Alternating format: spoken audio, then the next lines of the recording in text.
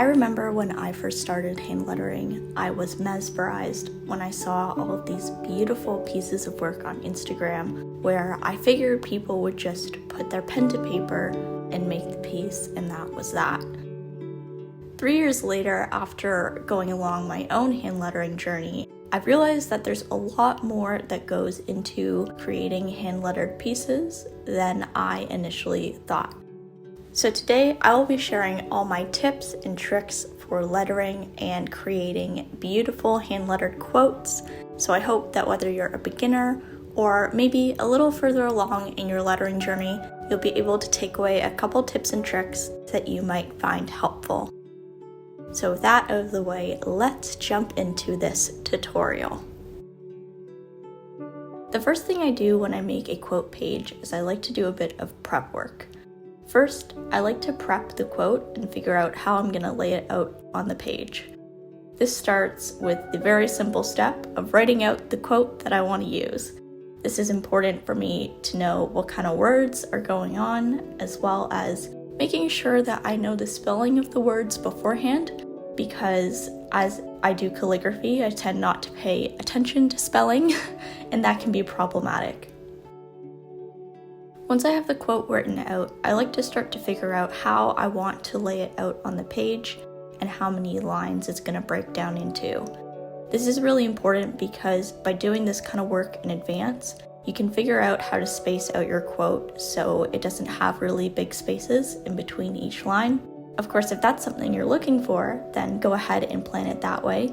I'm doing an example of that right here, but for me personally, I like to lay out my quotes so that each line is a similar width, so there aren't these big gaps in between each line. Just to illustrate that a bit more, I'm using this blue marker to indicate the spaces. So as you can see on this first piece, there's a really big difference between the spaces of the second and fourth line compared to the first and third line. Compared to this second piece I just wrote, you can see that the spaces are a bit more similar, and I just find this creates a bit more of a symmetrical and whole looking piece. But no matter how big or small you want the difference in your lines to be, mapping out your words in advance will really help you figure out how to center them properly, which will make the final piece a lot more centered and symmetrical on the page. Once I have a good idea of how I want to kind of structure the quote and how many lines I need, I then like to prep my layout on the page. The first thing I like to do is I like to figure out what the center of the page is. Here I'm marking the center of the page vertically, since I already know the center horizontally is where the spine of my notebook is. This is really important because it will help me make sure that my quote is centered. The second thing I like to do is I like to figure out the margins. Margins are parts of the page that you don't want your artwork or your quote to go into. So think of it as a frame that's going to mark out where the piece is going. Here I've marked the top, bottom, left, and right margins, so I know where to avoid when I'm sketching out my quote later on.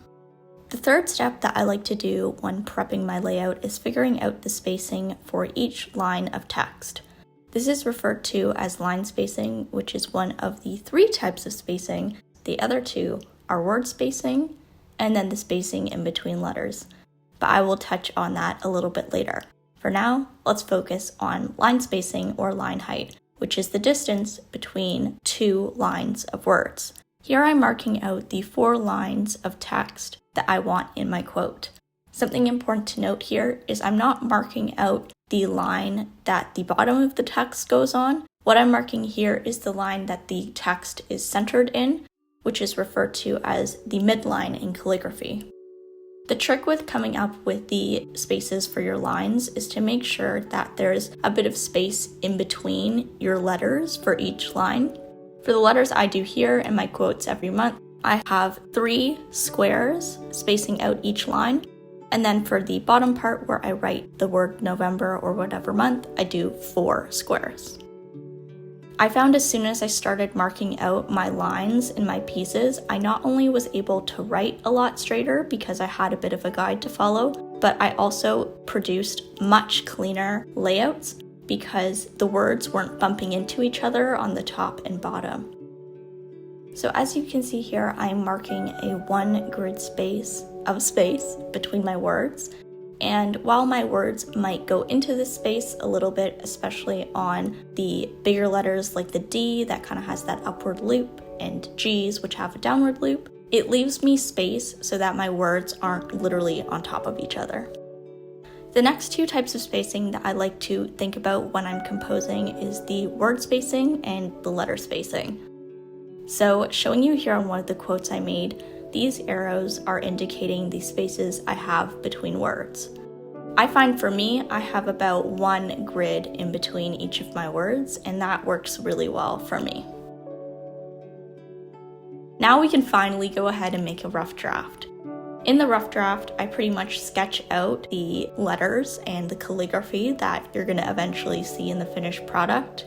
Although I don't really show this footage during my plan with me's just so they aren't 40 minutes long, you can see here that I do actually go in and I change letters, I switch things out, and that is totally normal. And in fact, I encourage it. It's good to kind of switch things up and tweak things and make sure they're how you like them in the end.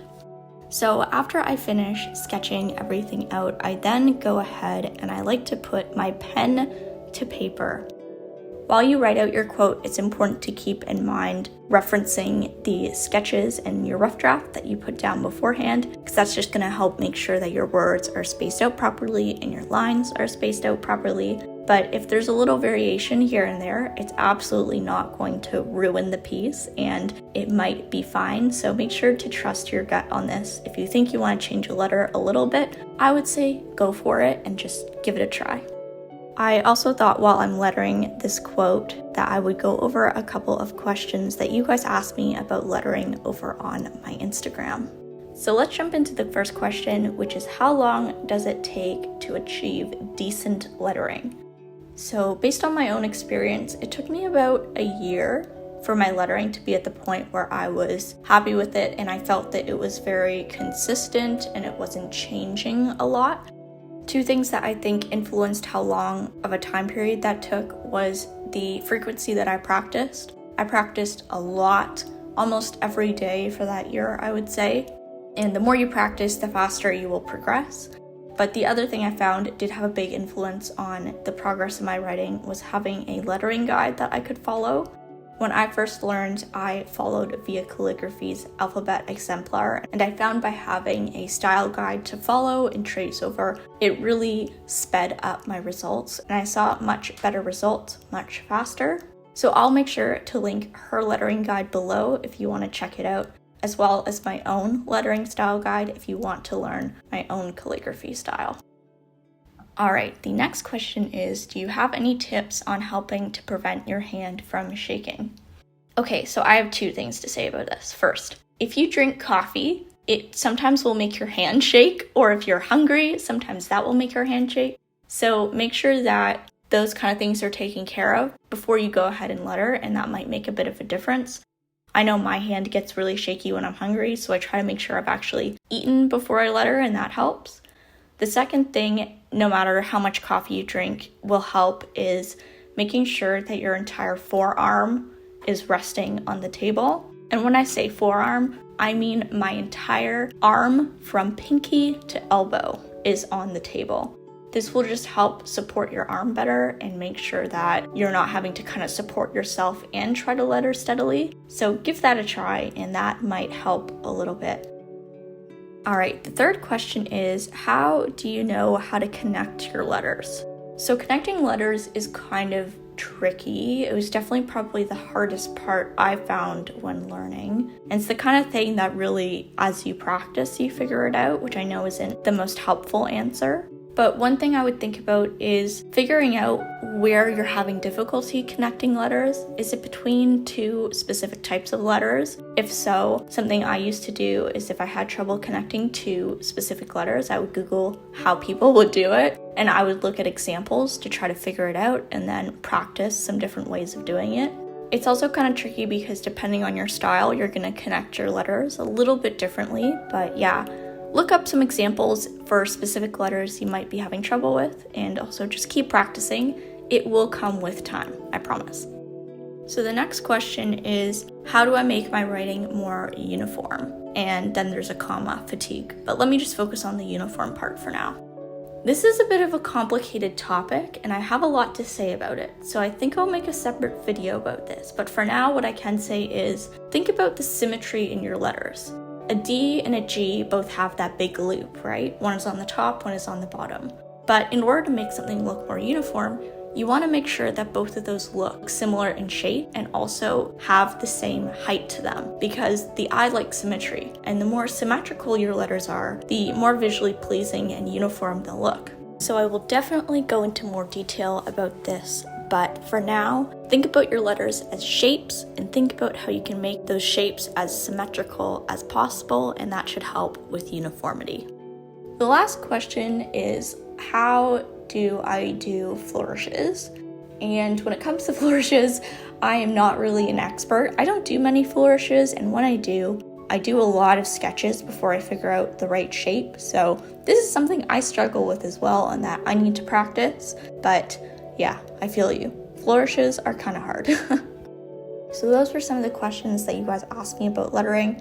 I think I'll definitely talk about the uniformity one in more detail in another video. So maybe stay tuned for that, but I hope that I answered them in a way that was helpful to you. And here we go. Here is the finished quote. I love erasing the pencil marks underneath. It's literally the most exciting thing ever. All right, and that was how I hand letter quote pages and how to lay them out. I hope that you guys found this video helpful, and thank you for watching if you're still hanging out with me. I wish you the best of luck in your own calligraphy practice. And if you do have any questions about this video or you want to just chat about calligraphy, I'm always happy to talk down in the comments, so hit me up there.